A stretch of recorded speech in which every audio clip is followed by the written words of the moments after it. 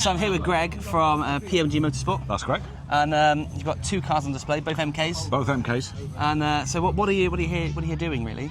Well, basically we promote our business through the cars. So we do machinery guarding, and it gets us into working in workshops, factories, and car people. Because everyone's got a workshop, and also they're a lot of fun, and so it has its benefits too. Yeah. So your car of choice is the MK sports car? 100%. Yeah. 100%. I've been fortunate to have the tour of the factory and go through and speak to Neil and Sean, and great guys. I think their cars are wonderful. I think it's a great thing what they're doing.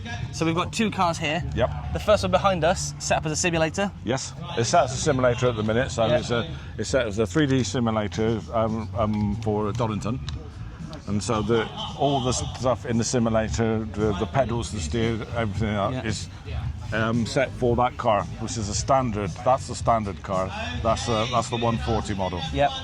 So that's the 140. Yeah. I think this one here may be broken because I couldn't drive it. No, that one's a great car. That's my favourite one. Yep. And the standard RX-5 140 is with the light and flywheel. That's important. And Motorsport's electronic ECU. Yeah. That's as much as you need. That's as much as you need. That one, the white one, is been turned down to 230 brake horsepower. Yeah. And that's too much.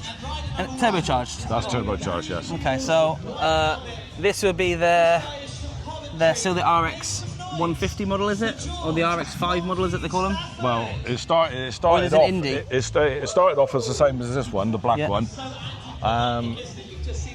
And then Motorsports Electronics had it, and then they fitted the turbo. Yeah. And the new ECU into it.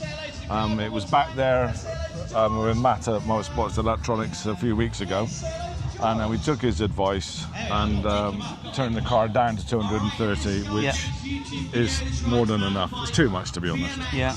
It's too much. That car will spin in third and fourth gear, and it's too much. Is it drivable or not really? It's completely drivable as long as you're aware of it and you're careful of it, and you just treat it with respect. Yeah. Otherwise, it will want to bite you. It will want to swap ends real quick. So that's why I prefer the black one. Yeah. So the 150, 160 brake horsepower is more than ample in one of these. We just said off camera you're potentially looking at a third. Yes. So you've got the standard. Yes. You've got the turbo. Yes. Would you stay MX-5 base? I know they do the VTEC, they do the Ford engines, they do motorbike engines.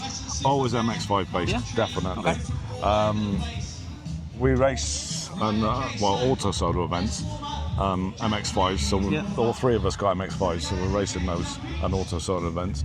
So we've got a wealth of spares and parts. We know the engines, the gearbox, and the drivetrains intimately, and so it was an obvious choice. Yeah. See, I think we were very fortunate to say we did a tour of the factory, went through all their cars. I think the MX-5 is a great base model because of its reliability, its durability, affordability, and enjoyability. And it's so simple. Yeah. And to be honest, we made sure that we went for Mark IIs, which is the 1998 to 2000 model MX-5. So you're talking 25, 26 year engines, old engines, and they're bomb-proof. They're bomb-proof. They're so easy to work on. Parts are available everywhere, which is nice. And it just suits us down to the ground. Yeah. I mean, we went out in the Cup 200 car, which was an animal, and it was in the wet. Yeah. Good luck. Sean's a fantastic driver, let me say that. But it's incredible things. And the guys at MK sang your praise and said you're like the ambassador for the club. Well, it's a mutual respect thing. I think it's they're a great car firm. Yeah. They're dedicated motor enthusiasts, track days, road days, and just building the cars and enjoying their cars and getting the most out of their cars. And they've been great to us because we get in the muddle sometimes of system fit or when we were building it. You just pick up the phone. Yeah. Pick up the phone, ask them what to sort out, and they're great. Yeah. One thing I found with them is their ethos is something that I've never seen before in the motor industry. it's not about making money as such. It's about getting the car right. Yep. It's about making sure that you as the owner and the driver, you have the best experience out of it, yep. and you break down as little as possible, yep. if not at all.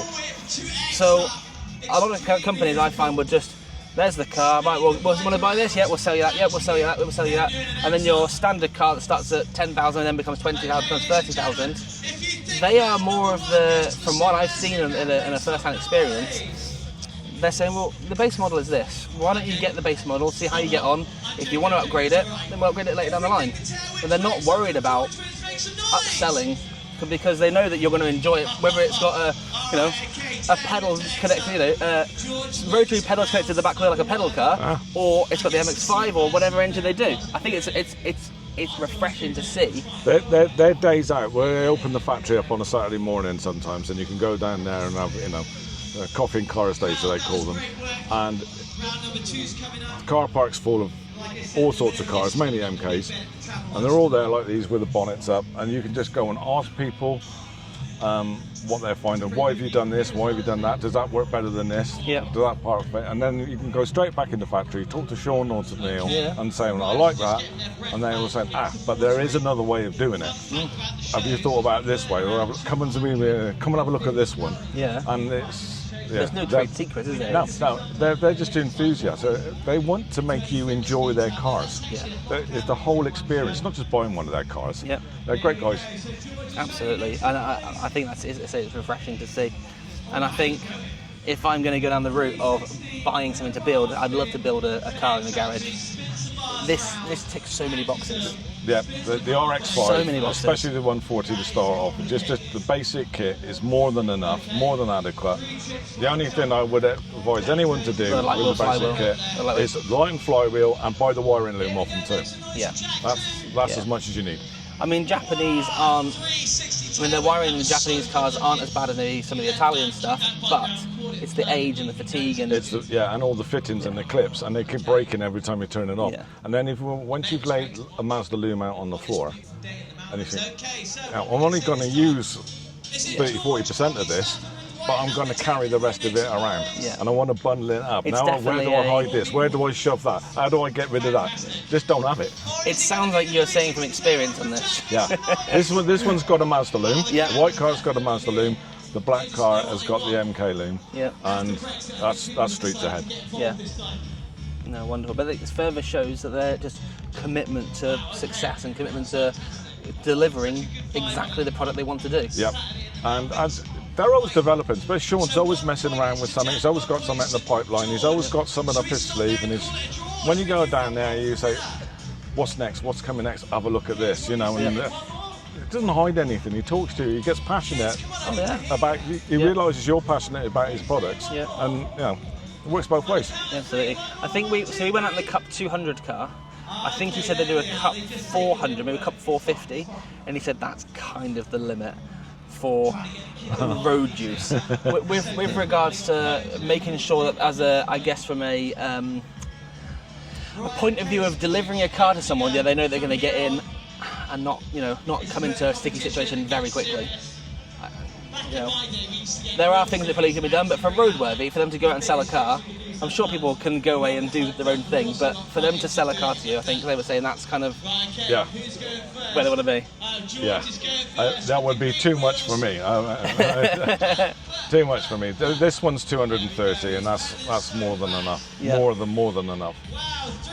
The standard car, in my opinion, the standard, the 140 model, with the loom, with the light and flywheel, it's as good as it gets. Yeah.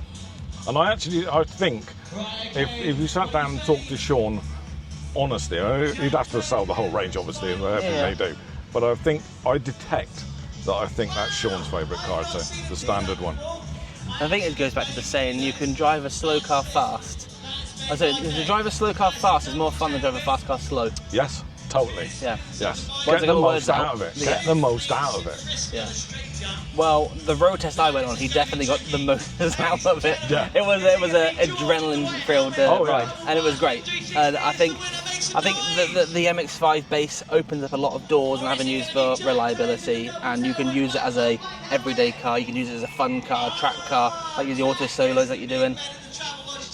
Tick, tick, tick. Yeah, it's a winner. That's what I think, and it's just so much fun. Yeah, it's so much fun, and it's expensive. All cars are expensive, but compared to the rest of the cars, whatever you can buy. I don't know how they do it for the price. I don't know how they make that for what they make it at. It's incredible value for money. You know, pounds per smile is, well, they're great cars. Yeah.